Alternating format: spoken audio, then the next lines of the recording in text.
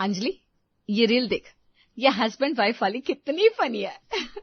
वैसे अब बस कुछ ही दिन की बात है, तू तो अब इस घर में मेहमान है, कल को चली जाएगी तो फिर मैं किसके साथ मौज मस्ती करूंगी। भाभी आप भी ना अभी से मुझे पराया करने लगी। अभी तो मैं यही हूँ ना आपके पास, और वैसे भी शादी के बाद भी मैं आपको खूब परेशान करूंगी, देख लेना। हमारी दोस्ती यूं ही थोड़ी टूट जाएगी। इस घर में एक तू ही तो थी जिससे मैं अपने दिल की सारी बातें बिना सोचे समझे कर लेती थी। अब तू चली जाएगी तो मैं किसके साथ रात भर गप्पे मारूंगी। मेरी तो पार्टनर इन क्राइम ही मुझसे दूर जा रही है। भाभी सीरियसली मुझे भी ना सोचकर अजीब लग रहा है। मम्मी पापा की गॉसिप किसके साथ करूंगी, और भैया को परेशान करने में जो मजा आपके साथ आता है वो अकेले कैसे आएगा। देख अंजलि, तू मेरी सहेली पहले है, मुझे तो अभी से जलन हो रही है उस लड़के से जो तुझे यहाँ से ले जाएगा। अरे ज्यादा सर मत चढ़ा इसे, हर समय बस लाड़ प्यार। कुछ अक्ल भी सिखा दे, ससुराल जाकर काम आएगी। अरे माँ जी, हमारी लड़की किसी से कम है क्या, सर्वगुण संपन्न है। देखना राज करेगी सबके दिल पर ससुराल जाकर। शादी के दिन करीब आ चुके थे और पूरा घर मेहमानों से भरा हुआ था, पर सपना और अंजलि के लिए वो आखिरी पल बहुत भारी थे। देख आज तो चमक रही है, पर कल जब वहां जाएगी ना तो ये चमक बरकरार रखना। वहां जाकर सास की डरपोक बहू मत बन जाना। भाभी मुझे लगता है अगर वहां लोग आपकी तरह नहीं हुए तो मेरा क्या होगा। मुझे तो अभी से आपकी याद आ रही है। अरे पगले, याद करने की क्या जरूरत है, मैं तेरे फोन के एक बटन की दूरी पर हूँ। और अगर ज्यादा याद आए ना तो अपनी सासू माँ को बोल देना मेरी भाभी आ रही है मुझे ले जाने। अब सच में मेरा वहां भी पीछा नहीं छोड़ोगी ना। अरे कभी नहीं, तू चाहे 7 समंदर पार चली जाए, ये सपना तेरे पीछे पीछे ही रहेगी। विदाई का वो वक्त आ गया था जब शहनाइयों की आवाज अंजलि के दिल की धड़कनें बढ़ा रही थी और आंखों से आंसू थम नहीं रहे थे। अंजलि सपना के गले लगकर फूट फूट कर रोती है। भाभी मैं कैसे रहूंगी आपके बगैर, मुझे नहीं जाना कहीं, मेरा मन नहीं लगा तो वहाँ कोई आपकी तरह मुझे नहीं समझेगा। भाभी मुझे बहुत डर लग रहा है। चुप, एकदम चुप, रोना बिल्कुल नहीं। अंजलि, तू मेरी शेरनी है, तू जहाँ जा रही है ना वो भी अब तेरा ही घर है, और तुझे किसने कह दिया कि मैं तेरे पास नहीं हूँ। बात समझने भी होंगे भाभी, मुझे आपकी बहुत याद आएगी। अंजलि मेरी बात सुन, तू चिंता मत कर, मैं हमेशा तेरे आसपास ही रहूंगी। तू जब पीछे मुड़कर देखेगी मुझे खड़ा पाएगी। मैं कभी तुझे अकेला नहीं छोड़ूंगी, और ये सिर्फ कहने की बात नहीं है, ये मेरा वादा है तुझसे। बस तू अपनी हिम्मत मत हारना। प्रॉमिस भाभी, अब आओगी ना मिलने। अरे प्रॉमिस, और अगर मैं नहीं आई तो समझ लेना मैं किसी बड़े धमाके की तैयारी कर रही हूँ। अब जा और खुश रह। अंजलि की कार धीरे धीरे ओझल हो रही थी, पर उसकी आंखों में एक अजीब सा संकल्प था, जैसे वो जानती थी कि उसे जल्द ही अंजलि के पास पहुंचना होगा। शादी के कुछ महीनों बाद। मम्मी जी, आपने गौर किया अंजलि जब से आई है ठीक से किसी से नजरें भी नहीं मिला रही। वो चुलबुली लड़की अचानक इतनी शांत कैसे हो गई। मुझे पक्का यकीन है उसके ससुराल में कुछ तो सही नहीं चल रहा है। अरे सपना देख बेटा, नया नया घर है, थोड़ी बहुत अनबन तो होती ही है। तू इतना दिमाग क्यों लगा रही है। अब वो उस घर की बहू है, उसे वहां के तौर तरीके सीखने पड़ रहे होंगे, इसलिए थोड़ी गंभीर हो गई है। गंभीर होना अलग बात है मम्मी जी, पर वो डरी डरी सी लग रही है। कल मैंने उसे अकेले कमरे में रोते देखा था। हमें जाकर बात करनी चाहिए या उसे पूछना चाहिए कि आखिर माजरा क्या है। सास सपना की बात काटते हुए बीच में ही उसे टोकती है। देख बहुत ज्यादा दखल अंदाजी ठीक नहीं है। समाज है, लोग बातें बनाएंगे कि शादी के 4 दिन बाद ही मायके वाले उंगली उठा रहे। बस वो अपनी घर गृहस्थी बसाए रखे, हमें और क्या चाहिए। लड़की को थोड़ा सहना तो पड़ता ही है। तू रहने दे, जैसा चल रहा है चलने दे। अपनी सास की बातों से सपना को तसल्ली नहीं हुई। उसने अपने पति से बात करने की कोशिश की, पर वहां भी उसे निराशा ही हाथ लगी। सुनिए ना, आपको अंजलि की हालत नहीं दिख रही। वो यहाँ आई है पर उसका मन यहाँ नहीं है। हर वक्त फोन को घुरती रहती है, और जैसे किसी का कॉल आता है तो डर जाती है। अरे सपना तो बेकार में ओवर रिएक्ट कर रही है। मम्मी सही कह रही है, नया घर है तो एडजस्ट करने में टाइम लगता है। और फिर अंजलि ने खुद तो कुछ कहा नहीं, तो हम अपनी तरफ से क्यों बतंगड़ बनाए। अरे वो बोलेगी भी नहीं, क्योंकि उसे पता है आप लोग समाज की इज्जत का झुंझुना लेकर बैठ जाओगे। पर मैं उसे ऐसे नहीं देख सकती। उसे किसी चीज की घुटन है जो वो छुपा रही है। देखो, ये मियाँ बीवी और उनके ससुराल का मामला है, हमें बीच में नहीं पड़ना चाहिए जब तक कोई बड़ी बात ना हो। तुम बस उसे अच्छा खाना खिलाओ और उसे खुश रखने की कोशिश करो। बड़ी बात का इंतजार कर रहा है सब। जब उसकी हिम्मत पूरी तरह टूट जाएगी तब ठीक है, अगर कोई कुछ नहीं करेगा तो मुझे ही कुछ करना होगा। अंजलि के वापस ससुराल जाने के कुछ दिन बाद सपना ने उसे फोन किया, पर अंजलि का जवाब सुनकर सपना का शक यकीन में बदल गया। हेलो अंजलि, कैसी है रे? कल से 3 बार फोन किया, तूने उठाया भी नहीं। सब ठीक तो है ना? हाँ भाभी, सब ठीक है। वो बस फोन साइलेंट पर था और थोड़ा काम में बिजी थी। सासू माँ साथ में ही बैठी है, मैं बाद में बात करूं? अंजलि, तू इतने धीरे क्यों बोल रही है? और तू कल से बिजी है। देख, मुझसे झूठ मत बोल। क्या सासू माँ कुछ कह रही है? तू परेशान लग रही है, मुझे सच सच बता। नहीं भाभी, सच में कुछ नहीं है। मम्मी जी तो बहुत अच्छी है, सब मेरा बहुत ख्याल रखते हैं। आप प्लीज बार बार फोन मत किया कीजिए, वो थोड़ा अजीब लगता है उन्हें। अच्छा, मैं रखती हूँ, काम है। अजीब लगता है उन्हें? अंजलि कभी मुझसे ऐसे बात नहीं करती थी। उसकी आवाज में वो डर साफ था। लोग भले ही आंखें मूंद ले, पर मैं उसे इस हाल में नहीं छोड़ सकती। अब तो मुझे वहां जाना ही होगा, और वो भी बिना बताए। सपना ने फोन हाथ में कस लिया। उसे समझ में आ गया था कि सीधी उंगली से घी नहीं निकलने वाला। अब उसे अंजलि के ससुराल में घुसने के लिए कोई बहाना ढूंढना था। उसने एक बड़ा रिस्क लेने का फैसला किया और बिना किसी को बताए अंजलि के ससुराल पहुंच गई। सपना अंजलि के घर के बाहर पहुंचती है और दरवाजे पर दस्तक देने के बजाय सीधे चीखने की आवाज निकालती है। अंजलि और उसकी सास दौड़कर बाहर आती हैं। मम्मी जी, अंजलि पकड़ो, मुझे मर गई मैं। भाभी, आप यहाँ अचानक, ये आपको क्या हुआ? क्या बताओ अंजलि, बस पास वाले मंदिर में दर्शन के लिए आई थी। सोचा तुझसे मिलकर निकल जाओ, पर जैसे ही ऑटो से उतरी, सीढ़ियों पर पैर ऐसे मुड़ा के खड़क की आवाज आई। हाँ, लगता है हड्डी खिसक गई। अरे रे, ये तो बहुत बुरा हुआ सपना बेटा। पर आप अकेले यहाँ, घर पर फोन किया होता। मम्मी जी, फोन करने का मौका ही कहाँ मिला। डॉक्टर को दिखाया था रास्ते में, उसने कहा कम से कम 10 दिन तक बिल्कुल बेड रेस्ट है। पैर हिलाया तो ऑपरेशन करना पड़ेगा। अब आप ही बताइए, इस हालत में वापस कैसे आती मैं? अब तो 10 दिन आपकी सेवा में ही रहना होगा। बुरा तो नहीं मानेंगी ना आप? अंजलि की सास के पास कोई चारा नहीं बचा था। उसने मुस्कुराते हुए हाँ कहा। नहीं, कैसी बात करती हैं, आइए अंदर आइए। घर के अंदर कदम रखते ही सपना ने देख लिया कि सास बात बात पर अंजलि को कैसे इशारों पर नचा रही है, और उसने पहले ही दिन मोर्चा संभाल लिया। दोपहर का वक्त था। अंजलि घर का सारा काम खत्म करके सपना के पास बैठी ही थी कि सास की आवाज गूंजी। अंजलि, अंजलि, देख, स्टोर रूम में वो भारी वाली अलमारी के ऊपर मेरा पुराना संदूक रखा है, उसे नीचे उतार कर ला, सफाई करनी है। जी मम्मी जी, अभी आई। अरे मम्मी जी, आप क्या कह रही हैं? अंजलि बेचारी सुबह से कोल्हू की बैल की तरह लगी हुई है, और इतना भारी संदूक। अगर उसकी कमर लचक गई तो फिर तो घर का सारा काम आपको करना पड़ेगा ना। वैसे ही मैं यहाँ मरीज हूँ, इसकी भी हड्डी खिसक गई तो हम ननद भाभी की सेवा आपकी जिम्मे आ जाएगी। लो भला, जरा सा संदूक ही तो उतारना है। मम्मी जी, जमाना बदल गया है ना। आजकल लड़कियां कहाँ ये भारी सामान उठाती है। ये सब तो आदमियों के काम है। लाइए मम्मी जी, मैं भी दामाद जी को फोन लगाती हूँ। वो जिम जाकर पसीना बहाते हैं ना, उनसे कहिएगा कि ऑफिस से आते वक्त संदूक नीचे उतारते। आखिर माँ का काम है, उन्हें क्या दिक्कत होगी करने में। दोपहर को सारे घर का काम निपटाने के बाद अंजलि के फोन पर उसकी सहेली का फोन आया तो अंजलि ने उसे काट दिया। अरे ले लेना, काट क्यों रही है? अच्छा ठीक है। अंजलि फोन पर बात कर रही थी, तभी उसकी सास वहां आती है। ससुराल में रहने का कोई तरीका ही नहीं है आजकल की बहुओं को। घर जाए चूल्हे में, इनका तो कान से फोन ही नहीं उतरता। आपको कुछ चाहिए था क्या? काम तो खत्म हो गया था घर का, बताइए ना, मैं कर देती हूँ। अरे घर में 36 काम होता है, आज ही आदेश को बोलकर इसका फोन लेती हूँ। वैसे भी जरूरत क्या है फोन की? सास की गुस्से में बड़बड़ाने की आवाज सुनकर अंजलि घबराकर फोन काट देती है। अरे तू जाकर कर ले बात।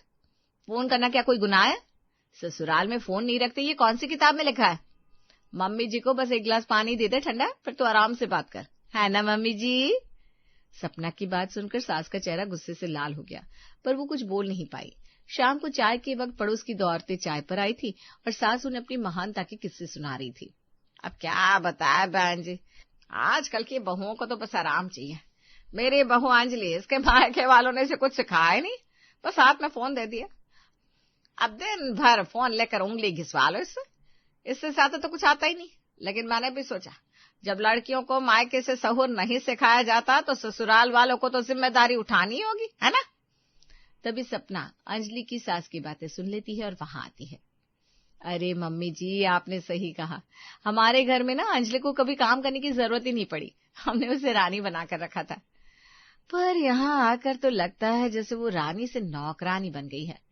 फोन चलाती थी क्योंकि हमारे यहाँ बहू बेटियों को खुलकर जीने की आजादी है। कोई बंधुआ मजदूर थोड़ी ना है कि बस हर समय हाथ में झाड़ू बर्तन रह गए।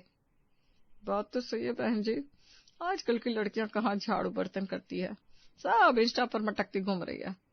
हाँ, और मम्मी जी आप तो समाज की बहुत चिंता करती है ना। बाहर वाले अगर सुनेंगे कि आप अपनी पढ़ी लिखी बहू से नौकरों वाले काम करवाती हैं, तो आपकी इज्जत का क्या होगा। लोग कहेंगे कि समधी जी ने तो बेटी दी, पर यहाँ आकर वो सिर्फ नौकरानी बनकर रह गई। आपकी इमेज के लिए ये अच्छा नहीं है मम्मी जी। अभी देख लो, पड़ोस वाली आंटी भी यही कह रही है। कौन सी बहू आज के समय में घर पर झाड़ू पोछा बर्तन कपड़े कर रही है। मेरा वो मतलब नहीं था सपना, मैंने कभी से नौकरानी बनाया। मैं तो कह रही हूँ बहू को थोड़ा मर्यादा। मुझे पता है मम्मी जी, आप तो बहुत भली है, बल्कि आप तो बहुओं के आराम और पसंद का पूरा ख्याल रखती हैं। अंजलि, तू जाकर थोड़ी देर आराम कर ले। मम्मी जी कह रही है ना कि आज की चाय वो खुद अपने हाथों से अपनी सहेली को पिलाएंगी। ऐसा थोड़ी ना है कि बेटे की शादी होगी तो सास एक कप चाय ना बनाए। क्यों, यही चाहती है ना मम्मी जी। अब हाँ, क्यों नहीं, मैं खुद बना दूंगी चाय। जाओ बेटा, तुम अपनी भाभी के साथ बैठकर आराम से थोड़ी बातें कर लो, सुबह से काम में लगी हो। 2 दिन बाद। अरे सपना बेटा, आजकल ना वो बात नहीं रही। 8-10 साल पहले बहुएं आती थी तो घर के काम में एकदम दक्ष होती थी, लेकिन ये आजकल की पापा की परियां, इन्हें बहू बनाना मतलब 5 साल का बच्चा गोद लेना। ऐसा लगता है माँ कुछ सिखाती नहीं, ना घर का काम ढंग से आता है, ना खाना बनाने का सलीका। मम्मी जी, लखन तो आजकल की लड़कियों में कूट कूट कर भरे है, तभी तो वो इतनी पढ़ी लिखी होकर भी सास की बातें सुनकर भी चुप रह जाती हैं। वरना पुराने समय की देहाती बहुएं एक सुनकर 4 सुना देती थी, है कि नहीं। और रही बात खाने की, तो स्वाद बनाने वाले के हाथ में नहीं, खाने वाले की नीयत में होता है। अब आपको अपने घर की बात बताती हूँ। हमारे घर में तो अंजलि जो भी बनाती थी सब उंगलियां चाटते रह जाते थे। अब इसके हाथ में जो स्वाद है, पापा जी तो बहुत पसंद करते इसके हाथ का खाना। तुम तो अपनी नानद का पक्षी लोगी, पर काम चोरी और सलीका दोनों अलग बातें हैं। वैसे भी मैं तो एक आम बात बता रही थी। ठीक कह रही हैं आप। अब बात निकली है तो मैं भी आपको अपने पड़ोस वाले शर्मा जी की एक बात बताती हूँ। उनकी बहू जब से आई, पड़ोस वाली मिसेस शर्मा यही कहती रहती है, हमारी बहू को तो सहूर ही नहीं है। फिर एक दिन मैं गई उनकी बहू से मिलने। घर एकदम शीशे की तरह चमक रहा था, खाना बनकर तैयार था। बहू ने जाती ही मेरा चाय नाश्ता भी लगा दिया। लेकिन हाय रे फूटी किस्मत, उसकी सास को कहाँ संतोष मिलता, लगी बहू की बुराई करने में। अब आप ही बताओ मम्मी जी, ये बात सही है क्या। फिर अभी आप मेरी आदत तो जान ही गई होंगी अब तक, है ना। गलत बात मुझसे बर्दाश्त नहीं होती। मैंने भी शर्माइन को आईना दिखा दिया। सच में भाभी? और नहीं तो क्या। आप ही बताओ मम्मी जी, अगर उसे काम नहीं आता तो घर कैसे चमक रहा होता। सच तो यह कि उन्हें काम नहीं बल्कि हुक्म सुनाने वाला गुलाम चाहिए। बहू की हर बात में कमी निकालना अपना अधिकार समझ रही थी वो। सब समझ रही हूँ, कहाँ बात मार रही हो। बड़ों की इज्जत कैसे करते हैं ये तो मायके से सीखा ही नहीं। हमारे जमाने में बहू ससुर की परछाई से भी दूर रहती थी और यहाँ ये नजरें मिलाती है। भाभी से जुबान चलाना सीख कर आई है। मम्मी जी, अब ये तो आपको पता ही होगा, इज्जत मांगी नहीं जाती, कमाई जाती है। और अंजलि, वो तो हमेशा सिर झुकाकर खड़ी रहती है। लेकिन किसी की भी खामोशी को उसकी बेवकूफी समझने की गलती नहीं करनी चाहिए। तो मुझे सिखाओगे इज्जत क्या होती है? अरे, मैं तो अपनी पड़ोसन की बात बता रही थी, आप कहाँ बातों को इधर उधर घुमाने लगी। आप तो इज्जतदार लोग हैं भाई, आप थोड़ी ना अपनी बहू को ऐसे बात बात पर ताने देकर बेइज्जत करोगी। वो तो मैं अपने पड़ोसन की हरकत बता रही थी। सास के पास सपना की इन बातों का कोई जवाब नहीं था। वो पैर पटकती हुए अंदर चली गई, जबकि अंजलि रसोई के दरवाजे पर खड़ी ये सब सुन रही थी। देख लिया ना, ये लोग तब तक दबाएंगे जब तक तू दबेगी। इज्जत और गुलामी के बीच एक बारीक लाइन होती है, उसे कभी पार मत होने देना। भाभी, आपने तो इनकी बोलती बंद कर दी। हाँ तो गलत बात बर्दाश्त करने का मेडल थोड़ी ना मिलता है। ससुराल वाले हैं तो क्या मनमानी करेंगे। भाभी, आपका पैर कैसा है, ठीक हो ना आप? अरे मेरी पगली, मेरे पैर को कभी कुछ हुआ ही नहीं था। मैं यहाँ अपना पैर का इलाज करने नहीं, तेरे ससुराल वालों के दिमाग का इलाज करने आई हूँ। तू बस देखती जा। और हाँ, हर बार कोई तुझे सिखाने नहीं आएगा, अपनी लड़ाई खुद लड़नी पड़ती है। आज तो मैं आ गई, हमेशा मैं नहीं आ सकती, समझ गई? जी भाभी। 10 दिन पूरे हो गए थे और सपना आज अपने घर लौट रही थी। अंजलि, यह क्या ढंग है? सपना के सामने तो बहुत सलीका दिखा रही थी तू। अब ये कांच का गिलास कैसे टूटा? तेरे मायके में क्या बर्तन नहीं थे जो हाथ कांप रहे हैं? मम्मी जी, कांच है तो टूटेगा ही, पर बात बात पर मेरे मायके को बीच में लाना बंद कर दीजिए। मैं यहाँ काम करने से नहीं डरती, पर आपकी कड़वाहट से डर लगने लगा है और इसी कारण गलती हो जाती है। हाँ? तू मुझसे जुबान लड़ा रही है? जाने दे तेरी भाभी को, फिर देखती हूँ कैसे करेगी बदतमीजी। नहीं मम्मी जी, ये जवाब है, बदतमीजी नहीं। अगर आप सम्मान देंगी तो ही सम्मान पाएंगी। हर बात के बीच में मायके वाले क्यों आते हैं मेरे? अंजलि का जवाब सुनकर उसकी सास हैरान होकर अपने कमरे में लौट गई थी। भाभी, आपने मेरे लिए इतना सब किया, पर क्या ये सब टिकेगा? आपके जाने के बाद अगर उन्होंने फिर वही सब किया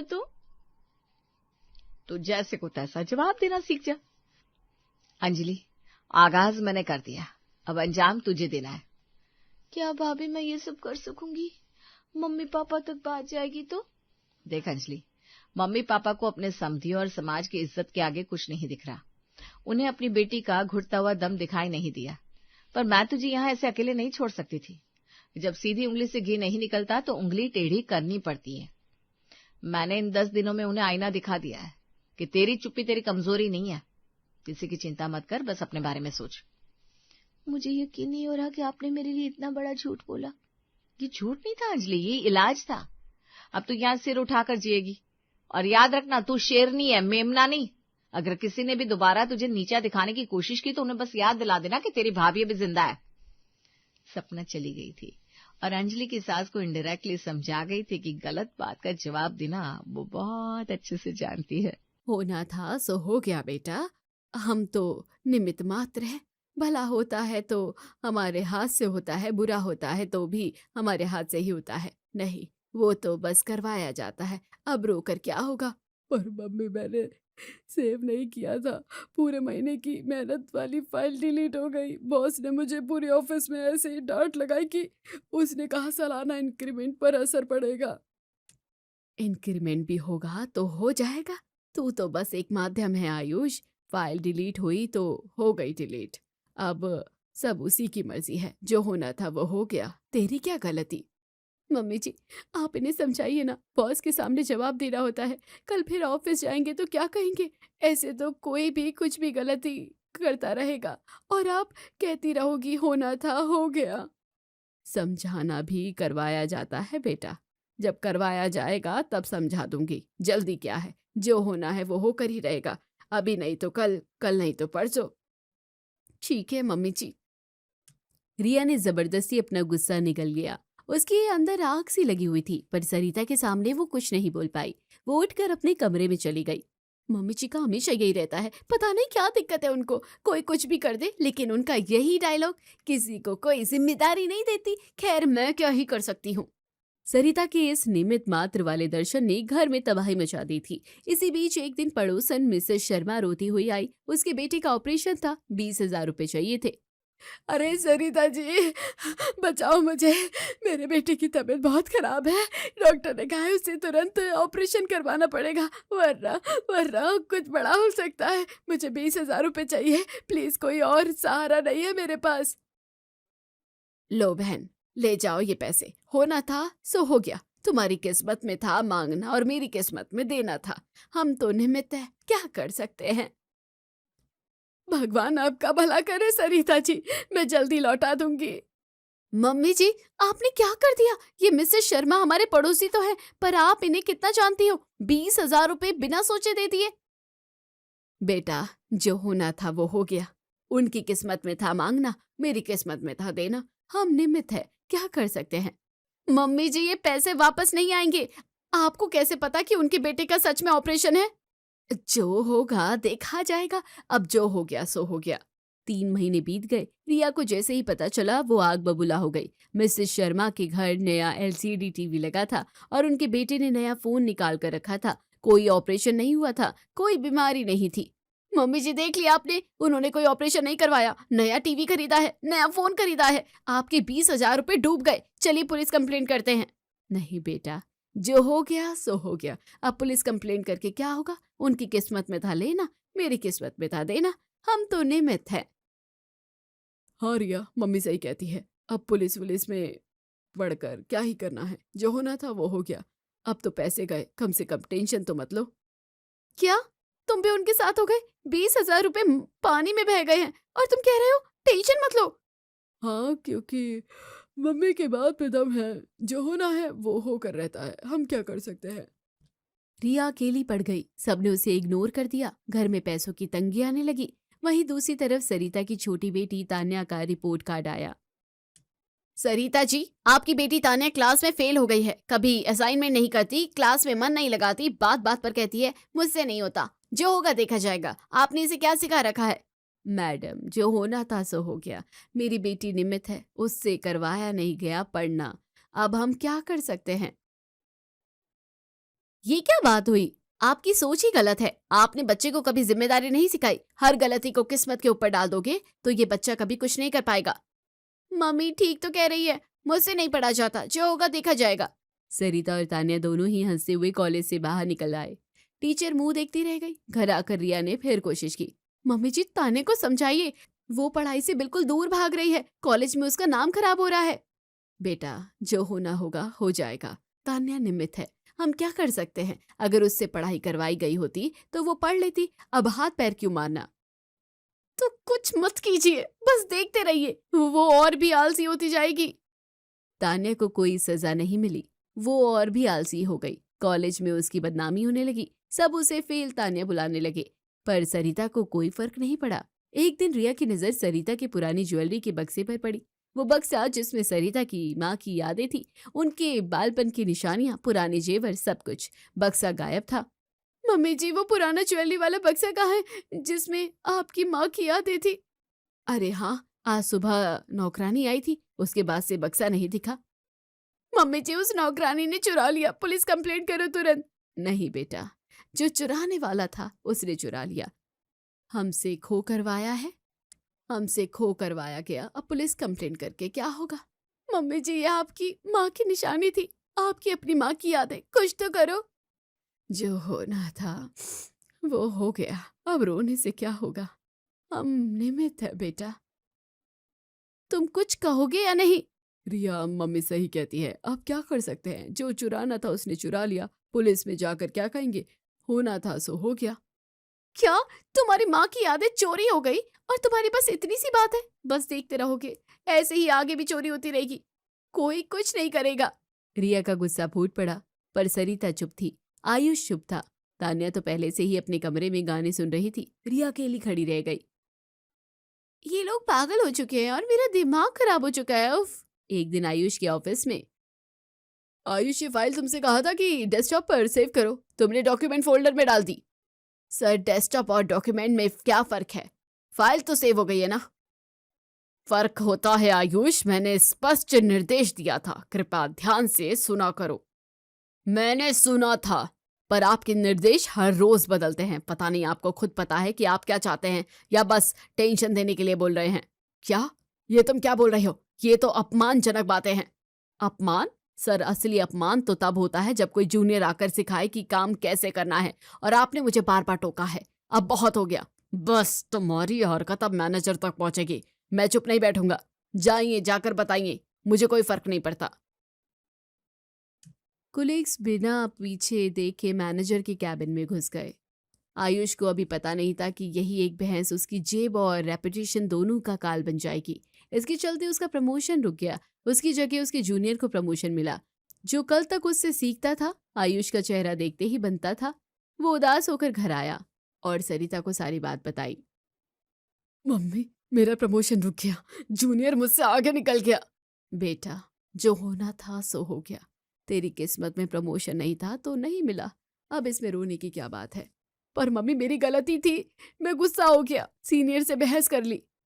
नहीं बेटा, गुस्सा भी करवाया जाता है। तू निमित्त है, तुझसे जो करवाया गया तूने कर दिया, अब पछताने का कोई फायदा नहीं। आयुष थोड़ा रुककर सोचता है, फिर उसके चेहरे पर राहत आ जाती है और वो बोलता है, आप सही कहती है मम्मी, आखिर में क्या कर सकता हूँ, जो होना था वो हो गया। आयुष ने अपनी गलती सुधारने की कोई कोशिश नहीं की। अगले दिन वो फिर से ऑफिस गया और उसी लापरवाह अंदाज में काम करने लगा। दोबारा वही गलती। उसकी रेपुटेशन और भी खराब हो गई। रिया ने जब देखा तो उसने आयुष को समझाने की कोशिश की। आयुष, तुम फिर से वही गलती कर रहे हो। तुम्हारी ऑफिस में इमेज खत्म हो रही है। कल प्रमोशन गया, कल नौकरी भी जा सकती है। कुछ तो सुधारो खुद को। रिया, मम्मी सही कहती है, मैं निमित्त हूँ। मुझसे जो करवाया जाता है वही होता है, मेरी कोई गलती नहीं। तो तुम्हारी कोई जिम्मेदारी नहीं है? तुमने सीनियर से बदतमीजी की, तुमने काम नहीं किया और तुम कहते हो मेरी गलती नहीं। बस करो रिया, जो होना था वो होगा, अब मुझे टेंशन मत दो। रिया मुंह देखती रह गई। आयुष ने उसे इग्नोर कर दिया। वहीं दूसरी तरफ सरिता ने 2 महीने का बिजली का बिल जमा करना भूल गई। रिमाइंडर आया और उसने एक ही जवाब दिया, छोड़ो, जो होगा देखा जाएगा। मम्मी जी, बिजली का बिल जमा कर दो, रिमाइंडर आ गया है, कट सकता है कनेक्शन। अरे छोड़ो बेटा, जो होगा देखा जाएगा, इतनी जल्दी क्या है। मम्मी जी, ऐसे नहीं चलेगा, कल तक जमा करो। होगा देखा जाएगा, अब बोलती क्यों हो। अगले दिन बिजली विभाग ने कनेक्शन काट दिया। पूरा घर अंधेरे में डूब गया। फ्रिज में रखा सारा दूध और सब्जी खराब हो गई। तान्या का असाइनमेंट रह गया क्योंकि बत्ती नहीं थी। आयुष ऑफिस नहीं जा पाया क्योंकि उसने लैपटॉप चार्ज नहीं किया था। पूरी रात परिवार मोमबत्ती की लौ में बैठा रहा।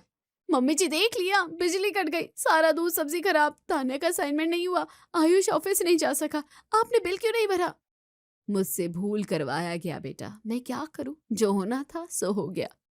भूल नहीं मम्मी जी, आपने जानबूझकर नहीं भरा क्योंकि आपको लगता है कि सब कुछ करवाया जाता है, कोई जिम्मेदारी नहीं लेनी है आपको। सरिता चुप तो हो गई, पर उसने अगले दिन भी बिल नहीं भरा। 2 दिन और अंधेरा झेलना पड़ा। तीसरे दिन रिया ने अपने पर्स से पैसे निकालकर खुद बिल जमा किया। तब कहीं जाकर बिजली आई। उसी हफ्ते सरिता को तेज बुखार हो गया। वो बिस्तर पर लेटी कांप रही थी। रिया ने दवाई लाने के लिए पैसे मांगे। मम्मी जी, दवाई लानी है, पैसे दे दीजिए। मेरे पास पैसे नहीं है बेटा, जो मिसेस शर्मा को दिए थे वो वापस नहीं आए। मैं दिला दूंगा रिया, टेंशन मत लो। आयुष ने अपना पर्स खोला तो उसमें सिर्फ 50 रुपए थे। उसकी गलतियों की वजह से कंपनी ने उसकी सैलरी में कटौती कर दी थी। आयुष का चेहरा उतर गया। रिया को अपनी माँ के पास जाना पड़ा। उसने माँ से पैसे लिए और दवाई लाई। तब तक सरिता का बुखार और बढ़ गया था। मैं क्या करूं बेटा, सब मुझसे हो रहा है। मम्मी जी, बस अपनी आदत छोड़ दो, हर चीज के लिए किस्मत को दोष मत दो, खुद जिम्मेदारी लो। जो होना था वो हो गया बेटा, अब जो होना है वो होगा। मम्मी जी, आपकी इसी आदत की वजह से आपको ही नुकसान हो रहा है। पैसे डूबे, बिजली कटी, अब बीमार भी आप ही पड़ गई, कब समझोगी। सरिता चुप होकर आंसू पोंछती है पर कुछ नहीं बोलती। उसने दवाई ली लेकिन उसकी सोच में कोई बदलाव नहीं आया। बस कुछ ही दिनों में एक और मुसीबत आ खड़ी हुई। तान्या ने कॉलेज में एक लड़की से जोरदार झगड़ा कर लिया और गुस्से में उसकी किताब फाड़ दी। प्रिंसिपल ने सरिता को तुरंत बुलाया। सरिता जी, आपकी बेटी तान्या ने एक छात्रा की किताब फाड़ दी है। ये पहली बार नहीं है, पहले भी शिकायतें आ चुकी हैं। अगर आगे ऐसा हुआ तो तान्या को कॉलेज से निकाल दिया जाएगा। मैडम, जो होना था सो हो गया। मेरी बेटी निमित्त है, उससे करवाया गया है, अब हम क्या कर सकते हैं। ये क्या बकवास है, आपकी वजह से ये बच्ची बिगड़ रही है। आपको खुद सुधारने की कोई जरूरत नहीं लगती। 1 हफ्ते का सस्पेंशन है तान्या को, ले जाइए इसे यहाँ से। मैडम, मुझसे गलती हो गई है। चल बेटा, रो मत, जो होना था वो हो गया, अब क्या कर सकते हैं। तान्या सस्पेंशन लेकर घर आ गई। वो रोई पर सरिता के समझाने पर भी माँ की तरह गैर जिम्मेदार हो गई। उसने भी वही सोच ले ली, जो होगा देखा जाएगा। रिया ने जब ये देखा तो उसका धैर्य जवाब दे गया। मम्मी जी, एक बार तो तान्या को डांट दो, सस्पेंशन मिला है कॉलेज से, कल कहीं निकाल दिया गया तो क्या होगा। जो होगा देखा जाएगा बेटा।